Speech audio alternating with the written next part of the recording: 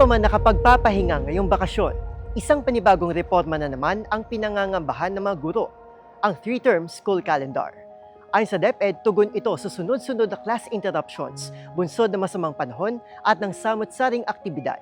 Ito na nga ba ang sagot sa panawagan ng mga guro o isa na naman itong eksperimento? Ako po si Arnold Herrera at ito ang Point of View. Buklating ang mga pahina. Pakinggan ang boses ng lipunan.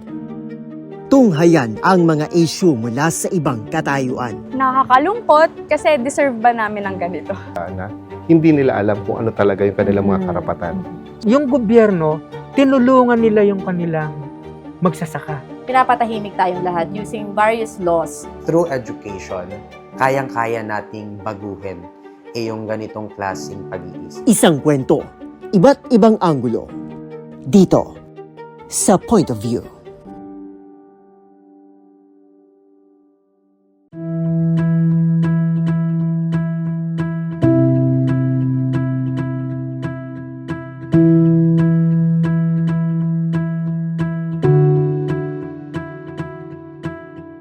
Unang-una, Arnold, ang pinag-uusapan natin dito ay milyong-milyong mga estudyante at syempre yung almost 1 million teachers na siyang mag-i-implement nito for the coming school year. Ang tanong namin, ito ba ang sagot sa napakalalang krisis ng edukasyon na kinakaharap nung ating bayan sa kasalukuyan, no? Kasi hindi naman siya simpleng pagpapalit lang ng school calendar, kundi marami pang mga dapat i-consider. Una ay yung consultation doon sa mga pangunahing mag-i-implement nito, no? Kaming mga teacher, hindi pa kami nakukonsulta, no? Katulad nung iba pang mga policies ng DepEd na sinasabi naming top-down at hindi nagmumula doon sa ano ba yung problemang dapat solusyonan, no, doon sa ating mga eskwela.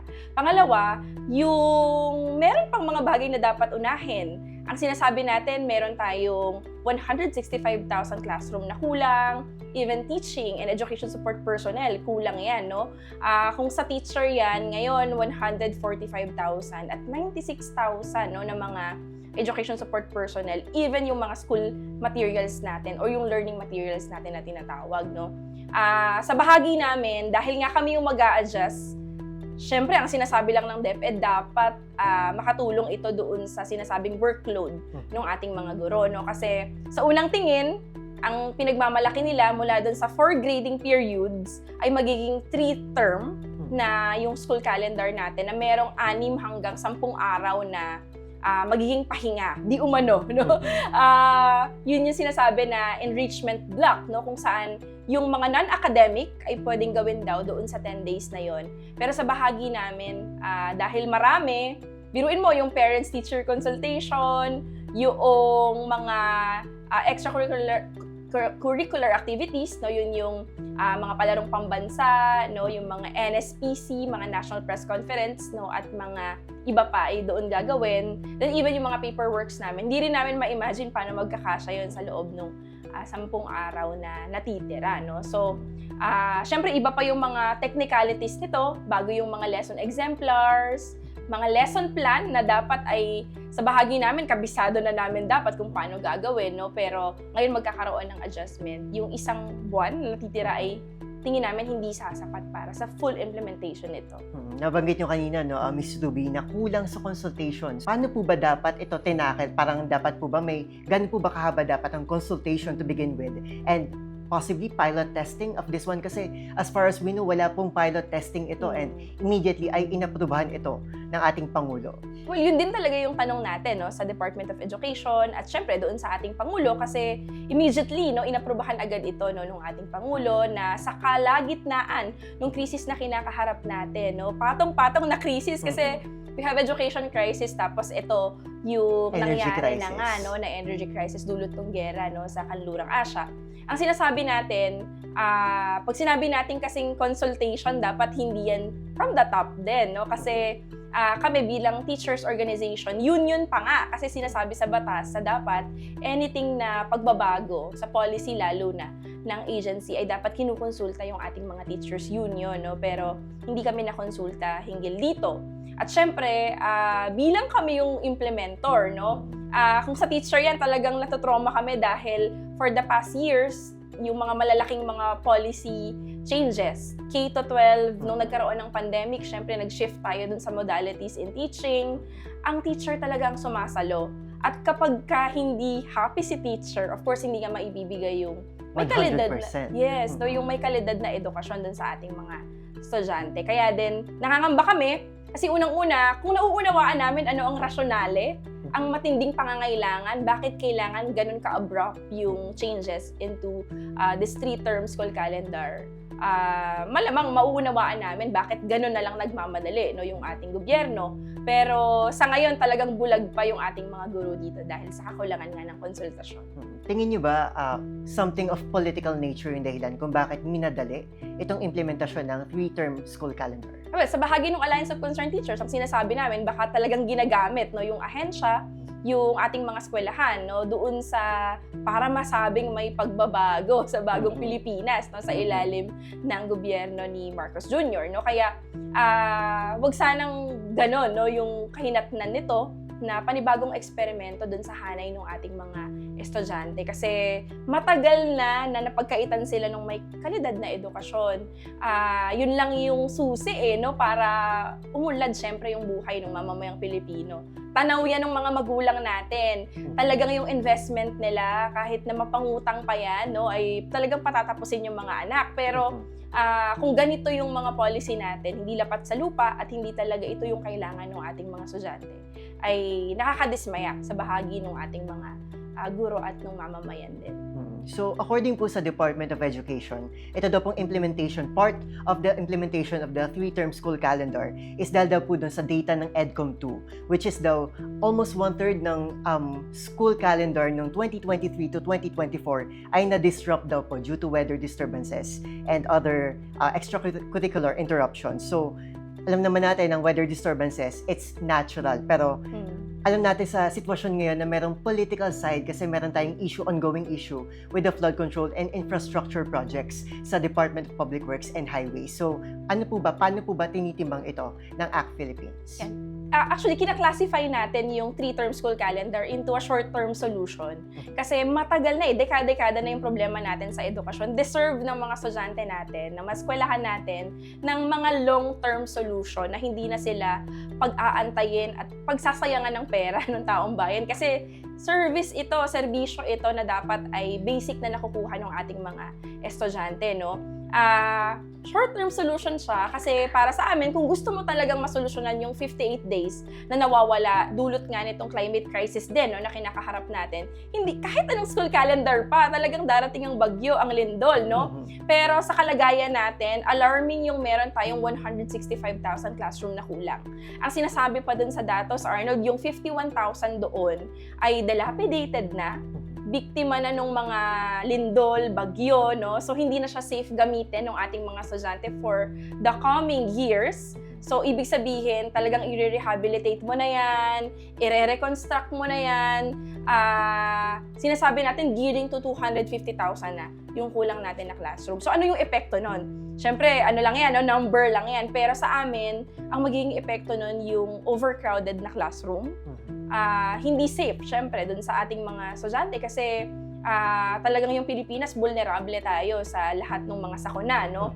Kaya yun yung nakikita natin dito, tulad nung nangyari sa Davao at Cebu, na mabuti nangyari yung lindol nung panahon na wala yung mga bata doon sa loob ng eskwela. Pero kung nangyari yun, halos durog na yung mga classroom. Ibig sabihin, dahil for so long nasa DPWH yan, sila talaga yung naging dahilan no, kung bakit naging matagal, mahal, 3 million ang halaga ng isang classroom na para ka na nakapagpatayo ng halos bungalow na bahay, di ba?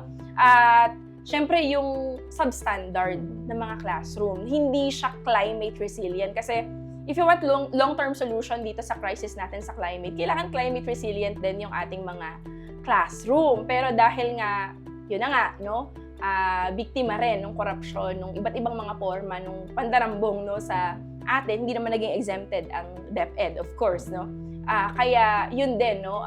Kung long-term solution, kung meron mang dapat i-address, itong kakulangan natin sa classroom kasi kahit na historic yung budget for 2026, 27,000 lang yung i-construct na classroom na malayo doon sa kakulangan. Noong kasagsagan ng COVID-19 pandemic, naging new normal sa mga eskwelang online classes. Ipinatupad man para sa kaligtasan, naging kanlungan din ito ng mga paaralan sa gitna ng lumulubong agwat ng mga estudyante at silid-aralan. Actually, sadly, meron pa rin talaga tayong mga schools na hindi pa nakaka-open ng face-to-face classes 100%, no? Ibig sabihin na institutionalize yung mga blended learning modalities natin, no? Sinasabi naman ng EDCOM to 3 region yan. NCR, yung ating Central Luzon, at saka yung Southern Tagalog region, no? Ibig sabihin, itong mga regions na ito, yung mga overcrowded at mga congested yung classroom, no? Hindi mo papaniwalaan na meron ngayong 90, no, na number of students dun sa ilang mga eskwelahan natin sa Cavite, no? Isang classroom, Sa 90. isang classroom, 90, no? Dito sa NCR, meron tayong 60 at saka 70, no? At ito nga binabanggit natin na tila na institutionalize na yung mga online classes kasi nga hindi kayang i-accommodate ng eskwelahan, no? Yung isang school malapit dyan sa House of Representative, pwedeng bisitahin ng ating mga mambabatas, ay talagang hindi pa kaya, no, na mag 100% na face-to-face classes dahil nga doon sa meron lang silang ilang pirasong building or classrooms para i-accommodate yung 10,000 students na meron sila. So, hirap yung teacher. Anong epekto nun sa amin? Dalawa yung preparation namin dahil MWF, meron kaming face-to-face at saka online classes. So, dalawa yung preparation ng teacher. Yun yung kwento, no, ng ating mga guro doon na mabigat pa doon sa pasanin ng mga teachers natin. Siyempre, yung support din doon sa, yung laptop namin, pinangungutang pa namin yan. Yung data rin ng mga estudyante natin, lalo ngayong crisis, ang hirap niyan kapag online kasi imbis na ibili mo ng data, bibili mo na lang yan ng bigas, no, doon sa mga communities malapit sa eskwela. Kaya, yun yung pangamba natin, yung accessibility, quality na usapin doon sa pag-shift sa ganitong mga modalities na hindi siya healthy para sa mga estudyante nating deserve ng quality education. In fact din, sabi din kahapon ng Commission on Higher Education, piniyagan nila 100% ang shift ng mga universities and colleges sa online dahil po sa nagpapatuloy na crisis ngayon sa langis dahil sa gera doon sa gitnang silangan. And according din sa projections ng iba't ibang former education or rather energy secretaries, kahit daw po na matapos yung digmaan, hindi bababa or mabagal yung pagbalik ng mga presyo ng produktong petrolyo sa normal. So with this in consideration, itong bagong sistema natin na bagong three-term calendar, tapos meron tayong babalik na naman tayo sa ating virtual mode. So, paano po ba ito mapapagan? Hindi po ba ito magiging effective or makaka-apekto doon sa effectivity nitong policy na ipatutupad ng Department of Education? Well, ang sinasabi ng mga from the academe, ang sinasabi rin ng mga education researcher na meron naman nga talaga tayong natutunan sa panahon ng pandemya. At yun yung meron tayong option, yung online. Pero sa kalagayan ng Pilipinas, tulad ng nabanggit mo, yung manifestasyon, yung talagang krisis na kinakaharap natin ngayon, kahit dito sa ASEAN region, no, yung Pilipinas yung pinaka-apektado. We are the first country that nag-declare talaga, no, ng state of emergency sa energy, no? Talagang manifestasyon yun kung gaano talaga tayo kadependent, no, doon sa mga malalaking mga oil cartel, no, at saka dito sa mga malalaking mga kumpanya nga sa usapin ng langis, no. Kaya ibig sabihin din, nakadepende rin tayo doon sa mga austerity measures kung saan yung gobyerno natin ipinapasa sa mamamayan yung bigat ng krisis sa halip na tulungan tayo, no.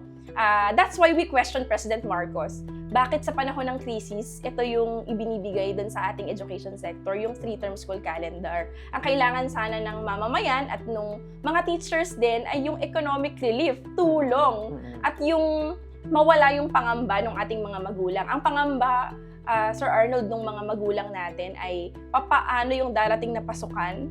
Kasi marami sa mga magulang natin talagang umaaray na ngayon dun sa paghihigpit ng sinturon sa napakataas na presyo ng mga pangunahing bilihin. Marami sa kanila mga anak ng tsoper, marami sa kanila ay mga mananakay din. Kahit yung mga teachers natin na middle class na nga, no? Kumbaga kahit papano, no, ay hindi naroroon sa mga minimum wage earner natin, pero kitang-kita yung epekto papaano pa kaya itong mga estudyante natin, no, na dapat ay mas inuuna, no? At pinagtutuunan ng pansin ng ating gobyerno. Ang isa pa, no, ang nakita natin during the consultation, kasi ang kinonsulta namin ay yung mga private school teacher at itong mga public school teacher. Ang sabi nila, well, karanasan din talaga namin to, no? Pagdating ng kalagitnaan talaga ng quarter, no? Pagdating ng second quarter, may mga lumilipat talaga at nagda-transfer na dun sa mga public school natin kasi hindi na kinaya yung tuition. Marami dyan mga OFW, yung mga nanay, no? Alam natin gano'ng kaapektado yung OFW natin as a sector ngayon, no? Nakikita natin na dadami yung bilang ng mga estudyanteng lilipat sa public school. Hindi natin alam kung kaya ba yun, no? I-accommodate ng ating mga public school. Pero, speaking of this 3-term calendar, binibigyan kasi ng luwag ng DepEd yung mga private school natin na sila yung magdesisyon kung magpapatupad ba sila o hindi. Then yung public school, 100% na. Paano ngayon yung option na yun, di ba? Ng mga magulang natin, baka either way, baka uuwi na lang muna sila ng Pilipinas pagsapit ng Setyembre. Tapos na ang term 1 ng ng school calendar sa mga public school. Then kung hindi nagpatupad yung private school na pinag-aaralan ng kanilang mga anak, magkakaroon ng gap doon, no? May mismatch. Mismatch, Oo, no? magkaiba yung policy dun sa private school, magkaiba din dun sa public school. So kumbaga, bawat schools may iba't ibang policies na pinatutupad, which makes it even harder dun sa mga estudyante and even dun sa mga magulang nila. Oo, at yun yung nitty-gritty nito na yun yung gusto nating malaman, papaano yung mga gano'n, no, na mga instances na dapat ay nasa konteksto din na nasa crisis tayo at dapat ang inuuna natin ay yung mga bagay na kailangan. Kasi diba nabanggit nyo kanina na tuwing second quarter, usually, marami sa mga estudyante ang lumilipat na from public to private schools. What if hindi sumunod dun sa 3-term calendar itong mga private schools? So, pag lumipat sila, ang sinusunod is yung 4-quarter na grading. Mag-iiba na naman yung curriculum or baka mamaya sabihin natin, ilan sa mga subjects, ilan sa mga topics na hindi pa natatalakay is kumbaga, hindi siya nagmamatch. Natalakay na dito or tatalakayin pa lang dito. Pagdating dito, magkakagulo tayo. Tama ka dyan, Arnold, no? Kaya, ito yung mga pangamba natin na gusto natin i-address ng Department of Education sa pag-i-implement ng school calendar na ito, no? Dapat pag-isipan ito, no, nung ating ahensya para ma-address natin yung mga underlying, no, na mga, ang dami, no? Isa pa lang yan, dun sa mga pwede pang mga posibilidad na maging tanong at agam-agam din ng ating mga magulang, no? Tingin ko, dapat sa panahon ngayon, dapat makaibsan dapat, yung alam mo yun, ito sa matagal na panahon kahit na nagkaroon ng pandemic, no? Yung education, dapat ang papel niya sa panahon ng krisis, nakakatulong siya sa mamamayan in terms of information, in terms of yung education yung nakakatulong talaga para mawala yung mga pangamba, no, sa panahon ng krisis, no? Pero dapat binibigyan ng tool, no, yung education, paano magsuri yung ating mga estudyante at magulang. Pero sa ngayon, parang nakakadagdag pa yung education sa krisis na kinakaharap. So according sa Department of Education, hindi daw ito equivalent sa trimester format na ini-implement sa colleges. So hindi daw ito makakaapekto sa paperwork ng mga teachers. In fact daw, according to Department of Education, mas makakabawas daw ito sa inyong paperwork. So, paano po ba ito makakaapekto sa mga existing na mga frameworks, mga paperworks, and templates na meron po kayo, especially na mababawasan ng ating grading period? Makakaltas po ba lahat? Scrap out po ba entirely lahat ng existing templates po natin? Para siguro dun sa mga magulang din na nakikinig at mga kapwa ko teacher, no? Hindi siya trimester, iniiwasan ng DepEd kasi pag trimester daw parang 3 beses kang nagbabayad ng tuition fee, no? Pero 3-term siya. So mula June to September ay yung first term, then magkakaroon ng 10-day na enrichment block o yung break, di umano, at yung September to December, yung second term, at yung January to March, at ayun naman yung last term o yung term 3, no, na tinatawag, no. Sinasabi ng DepEd na yung 6 to 10 days na break sa kada term, yun yung magbibigay ng luwag sa amin. Kasi nga daw, doon namin gagawin yung paperworks, yung parents-teachers consultation, yung training sa mga contest and even mga contest, no. At yung mga ilan pang mga in-service training at iba pang mga ginagawa namin, no. Nasa palagay namin, hindi siya madali in a sense na ang dami nun para pagkasyahin sa 6 to 10 days, no, na enrichment block. Pangalawa, yung usapin talaga ng mga isasaayos pa natin, no, yung kung sa bahagi namin, nagtatanong kami, handa na ba ang mga learning materials? Handa na ba ang lesson exemplars? handa na ba halimbawa yung mga pagbabago sa mga school forms? Kasi nakasulat yan usually for grading periods, first to fourth quarter, so babaguhin yan, no? So, yun yung ilang mga technicalities na tingin ko ay dapat ay paghandaan para hindi maging burden sa teacher. Kasi kung kailangan talaga, dapat handa na ang mga ito at talagang makatulong dapat ito, no, dun sa mga teachers natin at hindi na makadagdag pa. Meron po ba ditong ginagawang paraan yung Department of Education para sa automation po ng process ng grading? Sa inyo po ba sa public school, kamusta po ba ang grading system nito? Manual po ba ginagawa ito or may virtual system po ba kayong ginagamit para mas mapabilis ang grading sa ating mga estudyante? Naku, yan nga, no? Kung merong matagal nang ginagamit na kalabaw, yung mga magsasaka natin, dito naman sa mga teacher, matagal nang nagiging manual, no? Yung pag-grades ng mga teachers natin. Ibig kong sabihin, di ka maniniwala, tinatawag kaming 21st century teacher, pero ang grading na pamamaraan, no, sa mga teachers natin ay sa paraang pasulat. May mga forms pa na kailangang isulat, may mga forms na manual na binabasa. Literally, pagpasok ng Marso, makakarinig ka sa mga faculty at mga rooms na nagbabasa ng 75, 78, 77, 80, 90, no? Ganon, no? Literal. Na dapat sana ay hindi na ginagawa sa panahon ngayon kasi we have all the tools, di ba? Andyan na yung mga development sa technology. Dapat tinutulungan na talaga ng ahensya, ng Department of Education, yung mga teacher natin na makabuo ng mekanismo paano ito mapapagaan sa mga teachers natin. Kasi sa mga private school, alam ko meron sila mga iba't ibang mga online software sa ginagamit. So, bakit po kaya hindi ito magawa ng Department of Education? Kailangan talaga, no, ng tutok, courage, at pondo, no, para doon sa software na kayang mag-accommodate ng lahat ng mga school sa Pilipinas, 47,000 at yung bilang ng mga estudyante natin. Pero ako tingin ko, kung kaya ng mga private school natin, why not, no, sa DepEd? Kaya ito rin yung isa sa mga natin, no, nilalapit natin sa Department of Education. May isang hearing na nagulat sila na ginagawa pa rin yon. Meaning, even Hindi nila alam. 'di ba, no? Kaya talagang gusto natin talaga ngayon tutukan ito kasi mabigat 'yan sa teacher. Nung mga nakaraang buwan, halos hindi mo na makausap yung teacher kasi pagkatapos ng klase niya, magpa-practice ng graduation, magpa-practice ng mga recognitions at lahat ng mga kailangan bago matapos yung school year. Pero mag-e-extend pa siya ng hours para sa reading of forms. Paggawa ng forms, pinagpupuyatan pa yan ng mga teacher natin. Kaya kung meron man, no, na dapat tutukan, itong mga bagay na dapat makatulong yung mga teknolohiya, development, no, ng mga technology natin sa mga teachers natin. So, itong 3-term school calendar na to, na itong calendar shift natin ngayon ay masasabi natin according din sa inyo, ay isang experiment tulad ng K-12 curriculum. So ito gusto kong itakal yung K-12 curriculum. So kumusta na po ba ang estado ng K-12 program dito sa Pilipinas? Nakapag-acclimate na po ba ang ating mga teachers with this program? Sa ngayon, lampas isang dekada na, no, simula nung ipatupad itong K-12 curriculum.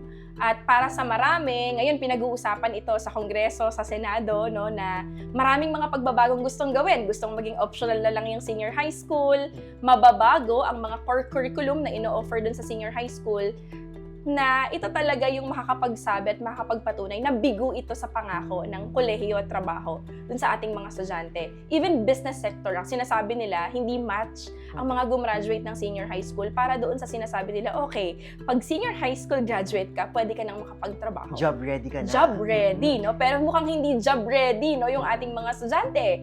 No, ang sinasabi, even yung TESDA, yung skill na meron sila pagkatapos ng 2 years na nakapag senior high school sila ay hindi sapat para maging handa sila dun sa pagtatrabaho. At actually ngayon wala na talagang mga kumpanya ang nag-accommodate, no, ng senior high school graduate. Talagang 4-year course ang hinahanap nila, no. Kaya doon ngayon nagkakaroon tayo ng, kumbaga, ito na yung magpapatunay, no, na yung K-12 natin ay talagang failed para dun sa kanyang pangako na panibagong eksperimento, sinasabi natin, para dun sa mga estudyante natin na dapat sana ay yung 2 taon na yun ay nasa kolehiyo na sila, di ba? At nakagraduate na nga at nakapaghanap na ng trabaho later on. Pero dagdag dun sa bilang, ng either unemployed or underemployed natin. Sa kabilang bahagi ng kwento, lumabas sa pinakahuling pag-aaral ng Philippine Business for Education noong 2024 na mas lumaki na ang interes ng mga kumpanya na mag-employ ng senior high school graduates. Sa katunayan, 46% sa mga kumpanya ang nagsabing tumanggap sila ng mga nagtapos ng K-12 program. Walaan nila sa disenyo ang problema ng K-12 kundi sa implementasyon nito. Pero hindi pa rin umano may tatanggi na mas pinapaboran pa rin ng mga employer ang mga estudyanteng nagtapos ng kolehiyo. Kahit sila mismo makakapagsabi na hindi ko alam yung mga pamamaraan para makapasok dun sa mga intentionally na pinili nila ng mga track nung sila ay nasa senior high school. In fact, kahit mismong yung DepEd, ang sinasabi rin niya, hindi sapat yung bilang ng mga offerings dun sa mga track natin. Ibig sabihin, marami, technical, vocational, pero yung ilang mga mga paaralan, lalo na sa probinsya, hindi available na yung gusto nilang tahakin. Halimbawa, kung gusto nilang mag-UMS, hindi available, kung ano na lang yung malapit na school, dun sila pupunta. Kasi nga, minadali rin yung K-12, kaya hindi rin handa yung ating mga infrastructure. Marami sa mga estudyante natin napunta dun sa mga private school through voucher program, through doon sa public-private na partnership na inilalagak yung pera na naman natin doon sa mga private companies, na private institution tulad na lang ng mga private school na dapat sana ay pinagpatayo na nga ng ating mga eskwela. Kaya masasabi natin na talagang ngayon isa yun sa mga kumbaga dala-dala ng mga teachers din natin para dun sa mga policies pa na ipapatupad na dapat hindi na ito maulit. Kasi ang mga data ngayon alarming Hindi ko alam kung na-alarma ba yung gobyerno natin sa kinakalabasan ng learning crisis na meron tayo ngayon. Even data ang nagsasabi, alarming yung 0.4% na proficiency level ng ating mga senior high school student. Well, hindi natuto yung ating mga estudyante. Pag sinabi mo kasing proficiency, dapat nagde-develop yan So from grade 3 na 30% ang kanilang proficiency level, dapat pataas yan ng pataas, ibig sabihin kung sa actual yan, yung competency mo na dapat grade 3 marunong kang magbasa, magsulat, makaunawa, dapat nagde-develop yun, marunong ka na into a critical thinking, Pataas. logical, na mga reasoning, pero hindi ganon. Even a simple text, hindi nga makaunawa. Kahit ako makakapagpatunay, yung mga grade 10 student ko ay hirap talaga dun sa pag-unawa. Dun sa mga simple na mga babasahin, papaano pa kaya doon sa science, math, English, papaano pa nila yon mauunawaan kung doon sa mismong language ay nahihirapan sila. Bilang isang Filipino teacher po, ano po bang nakikita niyong dahilan kung bakit naging ganun yung trend na bumaba yung proficiency rate ng mga estudyante? Ano po ba? What went wrong along the way? Sinasabi natin na systematic talaga yung problema, Systematic in a way na structured yung ating educational institution sa hindi lapat na kailangan ng bansa natin bilang, halimbawa, agricultural country tayo pero malayo yung educational institution na skills na binibigay nga, Ibig ko sabihin, yung tinuturo sa eskwela, hindi yun yung kailangan ng bansa natin, Marami, halimbawa, technical vocational, marami, mga engineer na hindi naman papakinabangan ng bansa natin, kundi i-export din natin later on, Even yung curriculum natin, hindi siya yung kailangan talaga ng Pilipinas bilang isang bansa. For so long, yung curriculum natin very colonial. Nakabatay yan doon sa mga global trends in education, Halimbawa, yung K-12, nanggaling yan dun sa Bologna and Washington Accord na kung saan yung mga estudyante ay inihahanda para sa global market, Para mga ibang bansa, sa madaling sabi, Pero para mag-develop ng mga mahuhusay na engineer na kayang mag-construct halimbawa ng mga matitibay na tulay, Yung ating mga arkitekto, yung ating mga scientists na kayang makadevelop ng mga sasakyan na hindi ginagamitan ng langis lang o nakadepende sa langis, Marami tayong mahuhusay na estudyante dapat na ma-produce pero dahil nga wala tayong national industry in the first place at yung edukasyon nga natin ay very colonial, ay nahihirapan yung mga estudyante natin. Basic, yung key stage 1 natin, grades 1 to 3. Sa grades 1 to 3, dapat marunong nang magbasa.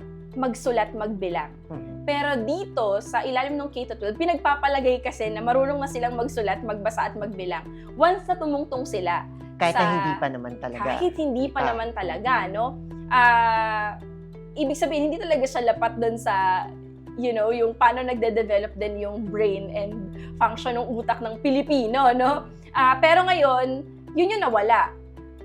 Yung language, importanteng sangkap din to kasi tinatanggal yung mother tongue dun sa ating curriculum ngayon. Ibig sabihin, kung ako nag-iisip yung utak ko nagpoproseso sa wikang Bisaya, mahihirapan ako kapag yung tinuturo sa eskwela ay Filipino or English na agad sa maagang yugto ng brain development ko, no? Simula noong 2025, formal nang inalis ng DepEd ang mother tongue bilang hiwalay na subject mula kinder hanggang grade 3. Para sa EDCOM 2, praktikal ang desisyong ito upang payabungin ang Filipino at Ingles bilang pangunahing mediums of instruction, alinsunod sa saligang batas. Siyempre, dadagdag pa dyan yung kulang yung classroom, kulang yung learning materials, no? Ang isa dun sa mga alarming din, no, na nadiskubre natin, sa tulong din ng ACT Teachers Party List, no, sa Congress, ay nakita natin na halos wala nang pinoproduce na textbook ang DepEd simula nung nag-K-12. Ano pong dahilan dito? Nasanay tayo sa module at sinasabi, even Secretary Angara, nung nagkaroon tayo ng dialogue sa kanya, sinasabi nga yung procurement process na napakatagal. It takes 3 to 5 years para makapag-procure ng textbook. Tapos na, no, ang isang isang cycle, no, ng pag-aaral ng bata. Grade 5 na siya bago siya magkaroon ng textbook, no. Kaya marami sa mga textbook natin hindi na magagamit, hindi na akma sa tinuturo ng mga teachers natin, no. Kaya hindi natututong magbasa kasi walang babasahin.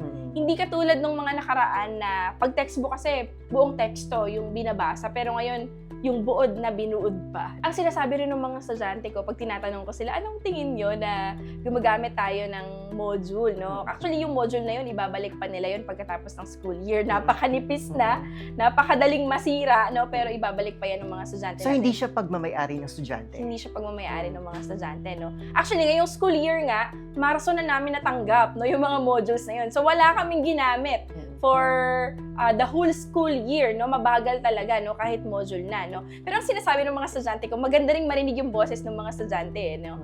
Sinasabi nila, kapag module, ang iniisip nila, pag na-receive nila yung module, hindi siya masayang matanggap. Kasi may gagawin, may activity, sasagutan ko to, magkakaskor ako, kakabahan ako kung papasa ko o hindi.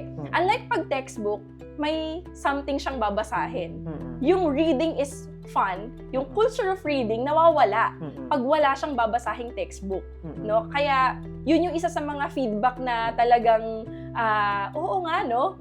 Nung sinabi yun sa akin ng estudyante ko, totoo naman, no, na kaya pala hindi sila na motivate magbasa kasi nga wala silang babasahin at yung babasahin nilang module, ang thinking nila, sasagutan namin to, very input-based ngayon, no, yung mga pamamaraan sa pagtuturo, meron kaming malaking preparation, unlike pag meron ng hawak na textbook yung bata, pwede mong ipa-assignment, pwede niyang basahin sa panahon ng free time niya, pero ngayon talagang dahil kulang nga, no, yung ating mga textbook ay hindi na siya mangyayari, no. Pag masipag siguro yung estudyante, pwede niyang i-research, pero I doubt, no, dun sa culture talaga na meron tayo ngayon in terms of reading pa lang. Hindi pa natin pinag-uusapan yung iba pang subculture na meron ngayon yung ating mga generation of students.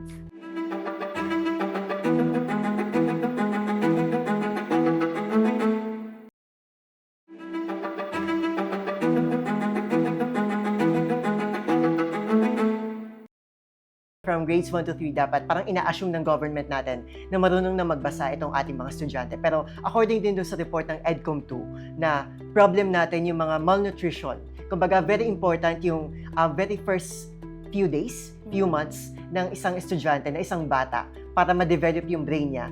para ma-ready siya sa pagkatuto. Gutom talaga yung problema, no, ng mga estudyante natin, kaya hirap silang matuto, no. Hindi lang doon sa Key Stage 1, yung grades 1 to 3, kahit doon sa mga high school student natin no, marami na rin nga talaga yung nagtatrabaho, no, sa gabi para makapasok kinabukasan, no, kasi nga hirap sa buhay, no. Pero dito sa malnutrition, doon sa importante yun lalo doon sa ating mga kinder, no. Yung nutrition doon sa development nga ng brain ng bata, importante yun. Pero kung walang suporta mula dun sa gobyerno, no, sa usapin halimbawa ng feeding program, no, actually hindi lang siya dapat feeding program, kundi comprehensive sana yung suporta dun sa ating mga estudyante na nandun sa beginning, no, ng kanilang pag-aaral. Kasi marami, kahit dun sa mga magulang natin ang nagsasabi na hindi nila kaya talagang suportahan, no, yung mismong pagkain, no, na basic na kailangan ng ating mga estudyante, no. Sa ibang mga bansa, talagang full yung support, no, na binibigay nung gobyerno doon sa mga bagong pasok, no, ng mga bata natin. Pero dito sa Pilipinas, hindi pa aabot ng 10 piso ang budget for feeding program. Ngayong 2025 hanggang 2026, mula 15 pesos, iniakyat na sa 25 pesos per meal ang budget na inilaan sa ilalim ng National Supplemental Feeding Program ng Social Welfare Department. Katumbas na ito ng halaga na inilalabas ng DepEd. Pero mismong EDCOM2 na rin ang nagsabi na hindi pa rin ito sapat para sa pang-araw-araw na pangangailangan ng isang bata. Hindi rin nakatulong na higit 40% lamang ng mga batang malnourished edad 2 hanggang 4 ang saklaw ng SFP ng DSWD. Hindi lahat ng bata pinapakain sa feeding program, no? Kundi yung mga selected student lang, kailangan mo pang i-check yung nutritional status kung sino yung malnourished at hindi aabot dun sa nilimit na timbang, no? Na alarming, no? Kasi sa bata, dapat lahat, di ba? Dapat lahat ay deserve ng mga feeding programs natin. At hindi lang dapat sa school, kahit dun sa kanilang mga komunidad ay accessible yung mga ganitong programa. Naglabas ng implementation ng Manila government under kay Manila Mayor Isko Moreno ng Your Milk. Kumbaga, nandun yung may coordination with the local producers ng milk para makapagbigay ng milk supply sa ating mga bata. Natuloy-tuloy siya, may cycle siya, so may procedure para talaga matulungan yung nutrition nila. So, yung mga ganitong klaseng program ba, hindi ba siya kayang ma-institutionalize ng Department of Education para lahat ng schools, hindi lang Manila, ay makikinabang sa ganitong program? At least, doon pa lang sa very start ng foundation pa lang ng mga bata is kaya na nila or ma-develop na yung capacity nila into learning moving forward. Alam mo nga, Sir Arnold, pagka tinatanong namin yung mga teachers, ang lagi nilang sinasabi, marami silang mga network, marami silang mga NGOs, may mga volunteers group, no, na kayang gawin ito, and even yung ating mga LGUs nga, no, na kaya naman itong gawin. Bakit hindi kaya ng pambansang pamahalaan, no? At hindi na natin pwedeng sabihin walang pera kasi for the past months nakita natin yung trilyong piso, no, na ninanakaw sa atin, no, sa ilang napakaraming forma, no, ng pork barrel at iba pang mga forma ng pangungurakot, no. Yung mga teachers natin, pag kinakausap natin on the ground, ang sinasabi nila, dahil kinakailangan kasi naming i-track no, yung dropouts. Pupunta na tayo sa mass promotion, no. Yung bilang ng dropout, pag nagpupunta kami sa mga bahay ng estudyante, home visitation. Isa yan sa mga pinapagawa sa amin para matrack namin yung dahilan bakit yung mga estudyante natin ay hindi pumapasok. Ang sinasabi talaga ng mga estudyante ay dahil wala silang pambaon. Kaya isa yun sa mga dapat talagang solusyonan, no? Kaya din natin sinasabing very complex yung problema sa edukasyon kasi para siyang maliit na society na reflection talaga anong klaseng society meron tayo kasi maraming factors involved. Yes, no? At dahil kahirapan yung problema sa Pilipinas, nagiging sagka rin siya dun sa pag-aaral ng mga estudyante. Nabanggit niya na kanina yung mass promotion. So, recently, Ms. Dubi, naging topic din ito sa social media. Kahit sa mga balita din, na sabi, yung mga estudyante ay nama-mass promote. Kumbaga, nakikita natin doon, nagre-reflect siya doon sa mababang proficiency rate ng mga estudyante.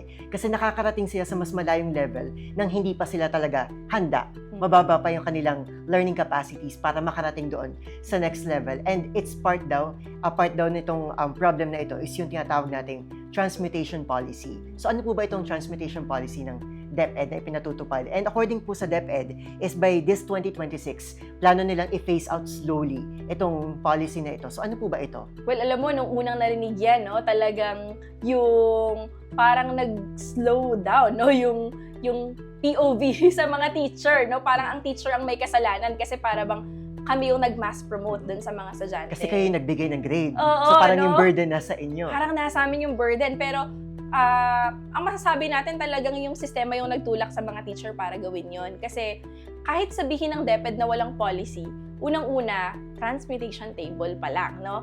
Kahit sa grading system, pag tinignan mo yung transmutation table, pag nakakuha ng 60 yung estudyante, pasado na siya. Magiging 75 na yon sa mismong actual grade niya. Sa DepEd memorandum na ito na inilabas noong March 2020, naglabas ang ahensya ng panuntunan kaugnay ng transmutation ng grades para sa mga naantalang school calendar, epekto ng pinairal na social distancing. Makikita dito na sa mga course subjects sa academic track sa senior high school, ang raw score na 75, gayon din ang raw score na 70. Para sa iba pang subject, ay may katumbas na agad na 100 sa transmutation table. So, ibig sabihin, kahit na hindi siya pumasok for so long, nag-periodical exam siya, nagpasa ng ilang output, pwede na siyang makapasa. Kaya, hindi talaga siya match dun sa dapat matutunan niya, makuha niyang competency sa isang grade level, no? Pangalawa, mismong yung DepEd, sinabi nila na meron silang commitment sa Kongreso para matupad yung kanilang maipasa yung kanilang budget, no? Meron silang mga commitment. At isa sa mga commitment nila, zero dropout, na very impossible. Kaya nape-pressure yung mga teachers natin, even school principal, Na magpasa ng mga students. na magbagsak ng mga estudyante, Magbagsak, no? Kasi mm-mm. pag meron kang binagsak, babalik siya kay teacher. Ang tanong, ano ang ginawa mo? Bakit mo siya binagsak? Ano ang mga intervention mo? And it comes with a lot of papers. Marami siyang mga rekisito na burden sa mga teacher natin. Kasi yung teacher na overwork na nga, dadagdagan mo pa ng maraming task. So, ang gagawin na lang namin talaga, ipasa na lang namin yung estudyante kasi mukhang yun naman ang gustong itulak ng aming mga... Kumbaga, built by the system na ganito Yes. dapat yung maging reaction nyo. Na kahit sabihin natin na may process na may interventions ba, may ginawa ba yung teacher, pero babalik siya dun sa fact na kailangan, may goal kasi yung Department of Education na part ng kanilang commitment na dapat zero dropouts. Oo. So, na-bring up po ba ito sa Department of Education? Like, this is impossible. Tingin niyo po ba impossible po ito? Oo, With no? the current state of Philippines. Oo, no, ang sinasabi natin, kailangan talaga, katulad ng iba pang mga policy, kailangan bounded tayo kung nasaan yung reality. No? Tanggapin natin yung problema. No, pag hindi natuto yung bata, dapat naman talaga ay binibigyan din talaga siya ng, bukod dun sa mga recovery program, ay kung kailangan ay bumalik siya dun sa level na yon, dapat bumalik siya sa level na yon, no? In a way, nilulunok na lang talaga ng mga teachers natin yung pride namin no, na parang ang sama-sama ng loob namin na makakapasa tong batang to pero alam namin na hindi siya natuto, 'di ba?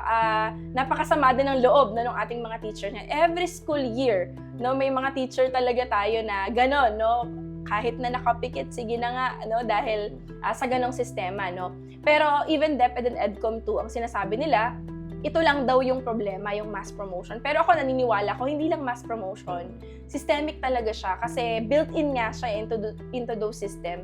Kaya naitulak yung mga teacher natin doon. No? Kasi halimbawa, sa ngayon, ang recovery program natin, which is aral program, ang gumagawa niyan, hindi naman non-DepEd na mga personnel na supposed to be nandun yan dun sa DepEd order. Pero ang gumagawa niyan, kung sino yung teacher na nambagsak, siya rin ang gagawa ng recovery program. So, customized po siya sa bawat estudyante. Ganun po ba ang ibig sabihin nun?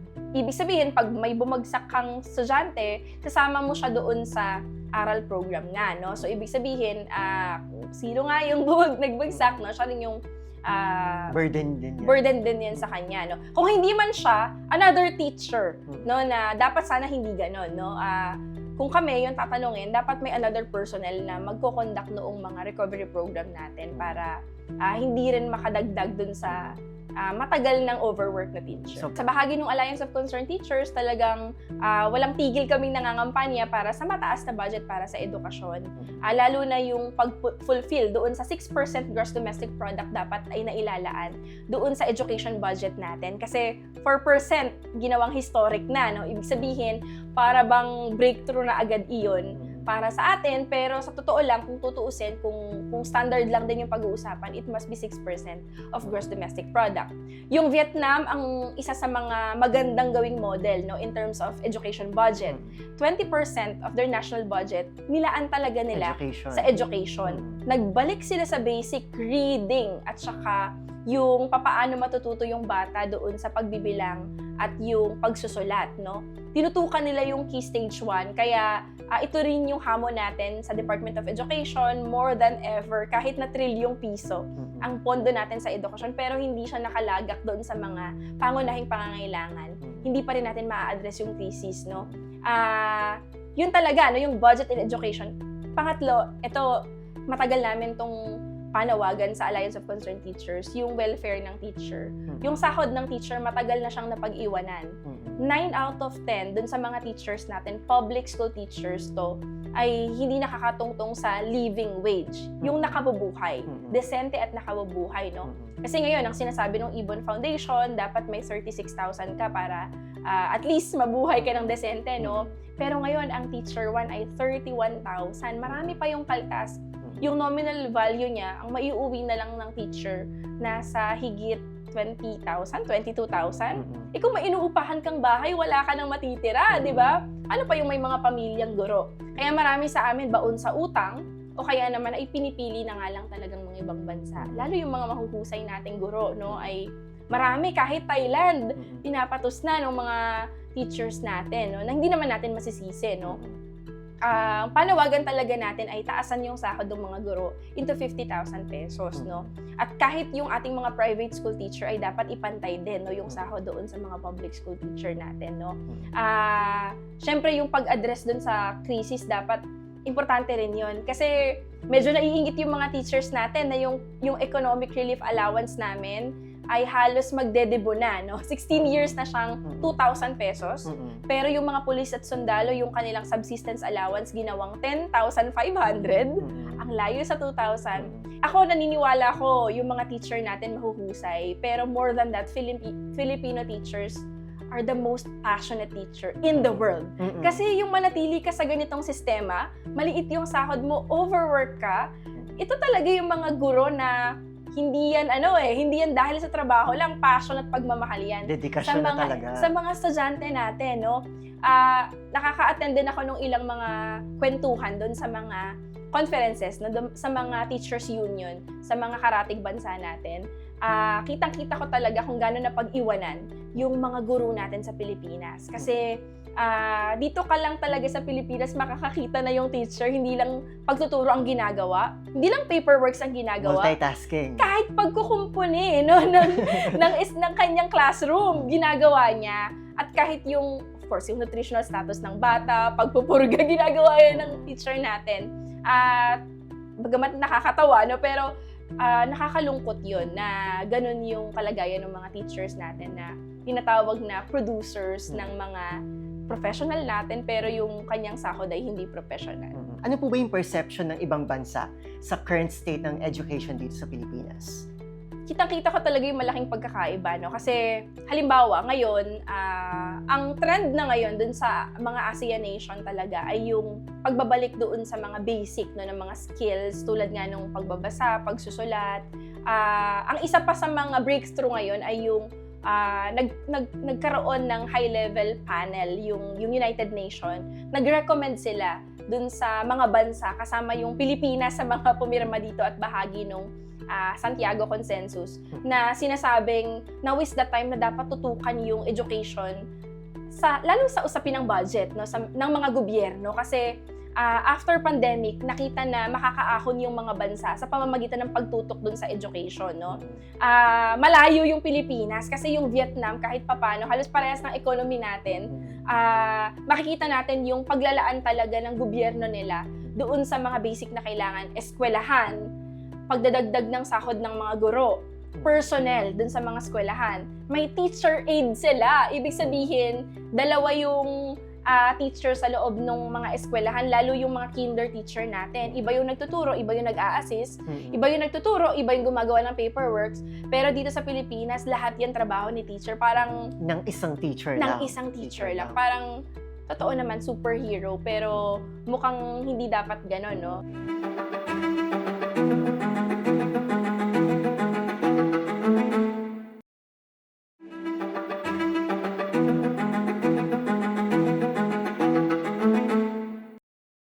Ito pong calendar shift natin ay, again, nabanggit natin kanina, wala po tayong pilot testing na ginawa. Automatically approved po ito ng Pangulo. So tingin niyo po ba dito sa ACT Philippines ay kung sakaling mag-fail po ito or maging ineffective ito for the next school year, papayag po ba kayo na ibalik sa dati na naman ang ating sistema, grading system?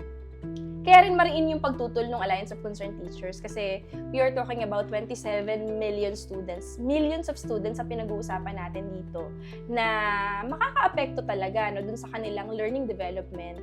Makaka-apekto rin ito doon sa workload ng mga teacher natin na dapat ay kinakalinga nga, no? At gusto rin nating ipakita sa ahensya, kahit sa gobyerno no, ni President Marcos Jr.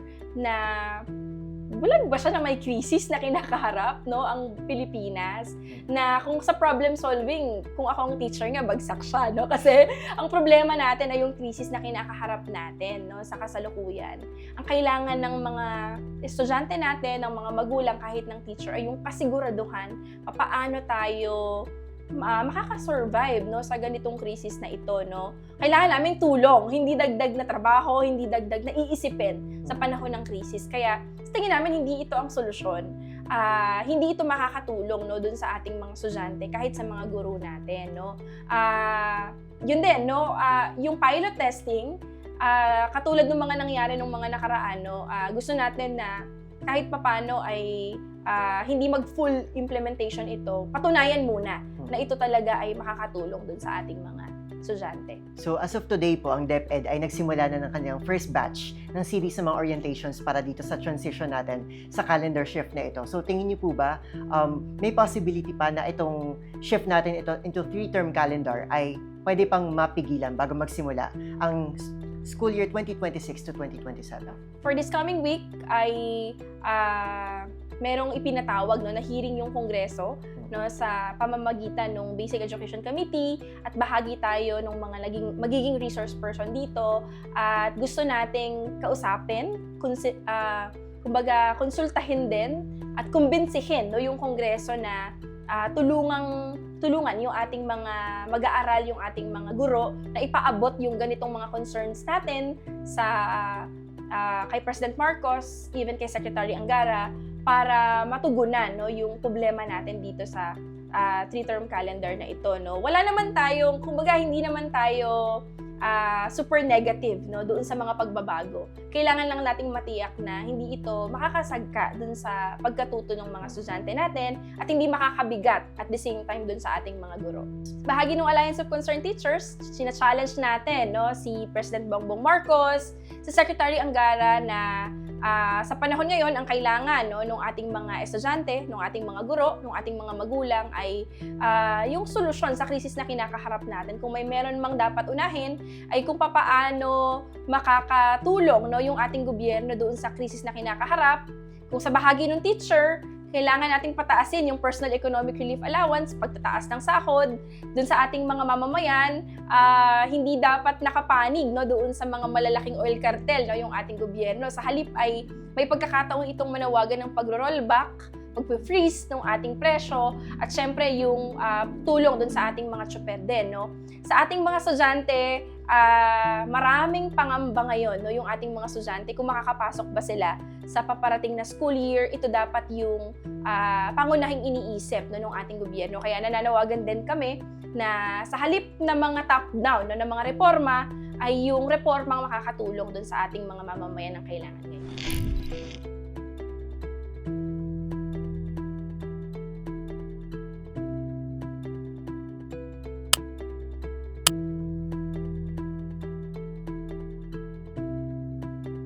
Sa darating na pasukan, magsisimula ng panibagong reforma sa mga pampublikong paaralan.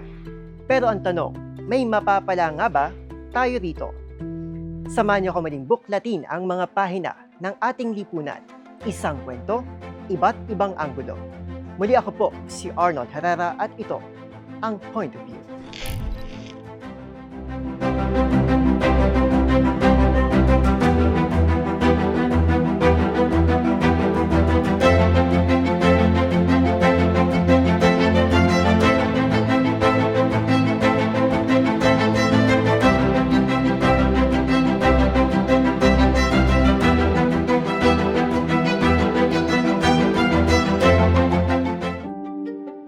Buklatin ang mga pahina. Pakinggan ang boses ng lipunan. Tunghayan ang mga issue mula sa ibang katayuan. Nakakalungkot kasi deserve ba namin ng ganito? Na hindi nila alam kung ano talaga yung kanilang mga karapatan. Yung gobyerno, tinulungan nila yung kanilang magsasaka. Pinapatahimik tayong lahat using various laws. Through education, kayang-kaya nating baguhin yung ganitong klaseng pag-iisip. Isang kwento, iba't ibang anggulo. Dito, sa Point of View.